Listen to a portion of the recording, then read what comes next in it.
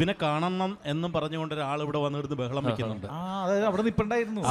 അദ്ദേഹത്തെ ഒന്ന് കയറ്റിവിടാവോ? സതീഷ് ചേട്ടന്റെ കണ്ടന്റ് ആണ് ഈ വരുന്നത്. ഓക്കെ, ദേവൻ നമസ്കാരം ചേട്ടാ. ബിഗ് ബോസിൽ ഓ എന്താ ചേട്ടാ? എന്റെ മൂത്ത എന്നെ എന്ത് ഇഷ്ടമെന്നറിയാമോ?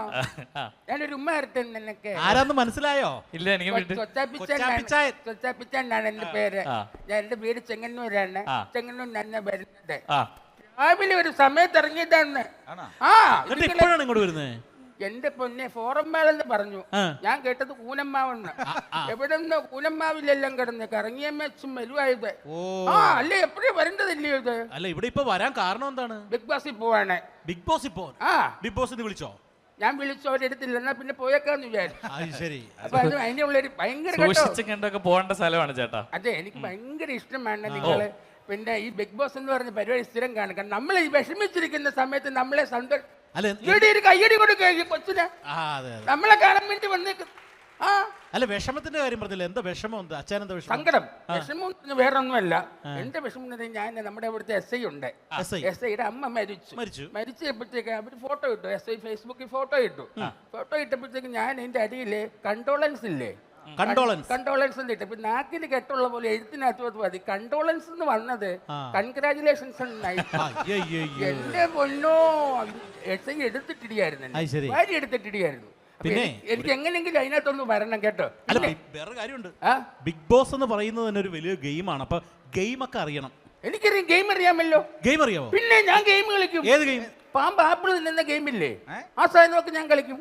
ആ നോക്കിയുടെ ഫോണിനകത്തുള്ള ഗെയിമിന്റെ കാര്യമാണ് ഈ പറയുന്നത്. അതല്ല, ഈ ഗെയിം ഒക്കെ ചെയ്യണമെങ്കിൽ സ്ട്രാറ്റജി ഒക്കെ വേണം. വിളിക്കാം, എന്റെ കൂട്ടുകാരനാണ് ചാറ്റർജി, അയാളെ വിളിക്കാം, വിളിച്ചു വരുത്താൻ ഞാൻ. ഇത് മറ്റേ ബെങ്കിൻ ചന്ദ്ര ചാറ്റർജി എന്നൊക്കെ പറഞ്ഞ പോലെ അല്ല, ഇതൊരു സ്ട്രാറ്റജി. അതായത് ഗെയിം ഒക്കെ കളിക്കണമെങ്കിൽ ഒരു ഗെയിം പ്ലാൻ വേണം.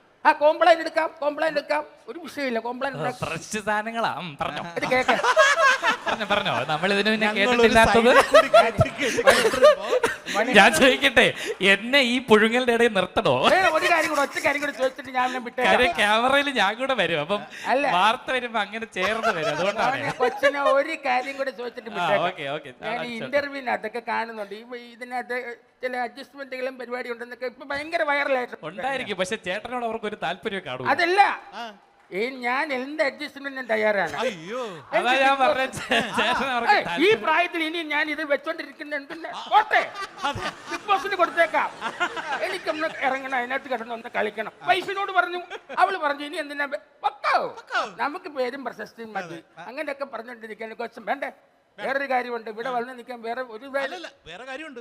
ഇത് ബിഗ് ബോസ് വേദിയല്ല, ഇത് മിന്നും താരം എന്ന് പറയുന്നത് ഇന്ത്യസ് ലാർജസ്റ്റ് മിമിക്രി കോമ്പറ്റീഷൻ വേദി. അപ്പൊ മിമിക്രി എന്തെങ്കിലും അറിയാമെങ്കിൽ മിമിക്രി അറിയാം മാഷേ. എന്താ മിമിക്രി? മിമിക്രി എന്ന് പറഞ്ഞു കഴിഞ്ഞാൽ ഇന്ന് വരെ ഒരുത്തരും ചെയ്യാത്ത സാധനം ചെയ്യും. പ്രേം നസീർ അതൊക്കെ എത്ര ചെയ്തതേ. പ്രസാദ് ഏട്ടന്റെ ഒക്കെ ട്രൂപ്പിലൊക്കെ ആദ്യ കാലഘട്ടങ്ങളിൽ എല്ലാവരും ചെയ്യുമായിരുന്നു. പ്രസാദ് ഏട്ട ഇത് മിമിക്രി എന്ന് പറഞ്ഞാൽ ഫ്രഷ് സാധനമാണ്. പ്രേം നസീർ എന്ന് പറഞ്ഞു കഴിഞ്ഞാൽ വെറും പ്രേം നസീർ അല്ല, ജൂൺ ജൂലൈ മാസത്തിലെ പ്രേം നസീർ. ജൂൺ ജൂലൈ മാസം എന്ന് പറഞ്ഞാൽ എല്ലാ നടന്മാർക്കും പനി പിടിക്കും. പനി പിടിച്ച പ്രേം നസീറാണ് ഞാൻ ചെയ്യുന്നത്. Okay, ready? ഒരു കൈ പ്രേം നസീറിന് ഞാൻ കഴിക്കും. അത് കൊള്ളാം. അങ്ങനെയൊക്കെയുള്ള വെറൈറ്റി കേട്ടോ. ഓക്കെ,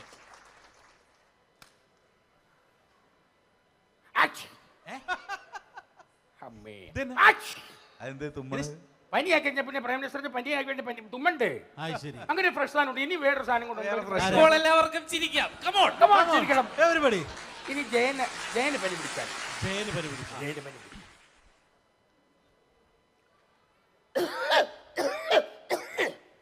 ശബ്ദോടെ ജയന് പനി പിടിച്ചാൽ ജയൻ ചുമക്കത്തില്ലേ, ആ സാധനമാണ്. രണ്ട് ഫ്രഷ് സാധനം ഞാൻ അടിച്ചിട്ടുണ്ട്. ഇത് ബിഗ് ബോസ് ഉണ്ടോ? എനിക്കൊന്നും പറയാനില്ല. വളരെ ഒരു മികച്ച പെർഫോമൻസ് ആണ്. ഹലോ ബിഗ് ബോസ് ഇവിടെ എവിടെയെങ്കിലും ഉണ്ടോ? കേൾക്കുന്നുണ്ടോ? മോളി സിബിനെ എടുത്ത പോലെ എന്നെ കൂടെ ബിഗ് ബോസിൽ എടുക്കണം. എവിടെ ക്യാമറ വെച്ചേക്കുന്നതെന്ന് അറിയത്തില്ല. മൈക്ക് ഊരി വെച്ച് എത്രയും പെട്ടെന്ന് തന്നെ കൺപ്രഷൻ റൂമിൽ പോയി വായിരിക്കുന്നത് കേട്ടിട്ട് വീട്ടിൽ പോകേണ്ടതാണ്. എന്റെ മനസ്സിലുള്ളത് കൃത്യമായി പറഞ്ഞു. ഫോറം മോഡലായി പോയി, അല്ലെങ്കിൽ കവടി മടലും പെട്ടിക്കൊണ്ട് ഞാൻ അങ്ങ് കയറി വന്നനാ. ബിഗ് ബോസിന്റെ എല്ലാ രഹസ്യങ്ങളും എന്റെ ഉണ്ട്.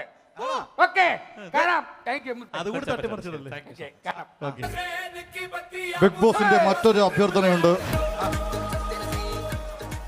ഈ ഷോയുടെ അവസാനം ജലദോഷം പിടിച്ച ജയന്റെ തുമ്മൽ ഒന്നുകൂടി കാണിക്കണമെന്ന് സിംസൺ വാച്ച് ആൻഡ് ഗ്രാനൈറ്റ്സ് എന്ന് പറയുന്ന സ്ഥാപനം ഒരു ചെറിയൊരു റിക്വസ്റ്റ് അയച്ചിട്ടുണ്ട്. ജൂൺ ജൂലൈ മാസത്തിലെ നസീറും തുമ്മൽ പിടിച്ച ജയനും. അപ്പോ താങ്ക് യു. പോകണമെന്ന് പറഞ്ഞത് അങ്ങോട്ടേക്കാണ്, ഇവിടുന്ന് പോകരുത്. താങ്ക് യു, എല്ലാവർക്കും നന്ദി. Thank U.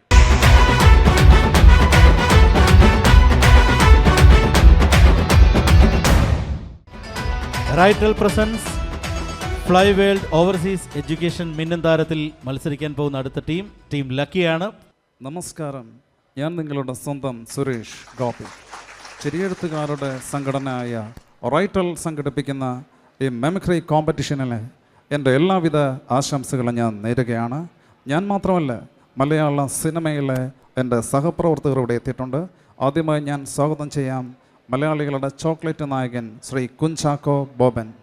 എന്താണ് ചാക്കോച്ചന് ഈ ഒരു ഷോയെ പറ്റി പറയാനുള്ളത്? എനിക്ക് പറയാനുള്ളതെന്ന് പറഞ്ഞാൽ ഒരുപാട് സന്തോഷമുണ്ട്. കാരണം റൈറ്റർ എന്ന് പറഞ്ഞ പ്രോഗ്രാം ഒരുപാട് കലാകാരന്മാർ ഉയർത്തിക്കൊണ്ട് വന്നതാണ്. ഒരു മനുഷ്യനെ ചിരിപ്പിക്കാൻ ഭയങ്കര ബുദ്ധിമുട്ടാണ്, കരയിപ്പിക്കാൻ ഭയങ്കര എളുപ്പമാണല്ലേ. ഒരുപാട് സന്തോഷം. ഇനിയും ഇത് മുന്നോട്ട് പോട്ടെ എന്ന് ആശംസിക്കുകയാണ്. Thanks a lot.